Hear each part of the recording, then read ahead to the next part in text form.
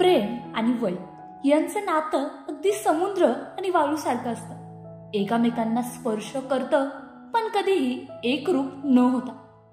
बॉलिवूडमध्ये तर हे नातं वयाच्या सीमावर कधीच अडत नाही. पण काही गोष्टी अशा घडतात की त्यातल्या भावना, नात्यांची गुंफण आणि सगळंच काही बदलून जातं. आज आपण बोलणार आहोत अशा एका सिनेमाच्या, अशा एका सीनच्या आणि त्या सीनमुळे तुटलेल्या एका नात्याच्या गोष्टीबद्दल, जी कधीच उघडपणे समोर आली नाही. बॉलिवूडचे शहेनशाह अमिताभ बच्चन आणि त्यांच्याच मुलाशी म्हणजेच अभिषेक बच्चनशी कधी एकेकाळी लग्न करणार होती राणी मुखर्जी. 2005 साली प्रदर्शित झालेला एक सिनेमा ब्लॅक, संजय लीला भंसाली यांचा हा अजरामर चित्रपट. याच चित्रपटात अमिताभ बच्चन यांनी राणी मुखर्जी सोबत काम केलं. वयाचा मोठा फरक असून देखील या दोघांमध्ये एक जबरदस्त केमिस्ट्री पडद्यावर पाहायला मिळाली.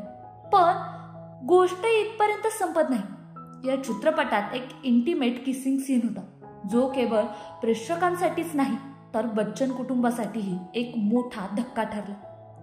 तेव्हा अमिताभ बच्चन होते तब्बल 60 वर्षाचे आणि राणी मुखर्जी त्यांच्यापेक्षा 36 वर्षांनी लहान.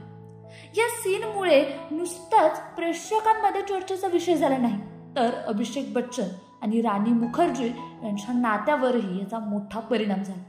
होय, राणी ही तीच अभिनेत्री होती जिने कधी काळी अभिषेक बच्चन सोबत लग्न करायची तयारी दाखवली होती. जया बच्चन यांनी देखील या नात्याला हिरवा कंदील दिला होता. पण ब्लॅक मधील त्या एका सीनने सगळं काही बिघडलं आणि नातं जे लग्नाच्या उंबरठ्यावर होतं ते संपुष्टात आलं. राणी नव्हे तर करिश्मा कपूर सुद्धा एकेकाळी बच्चन कुटुंबाची सून होणार होती.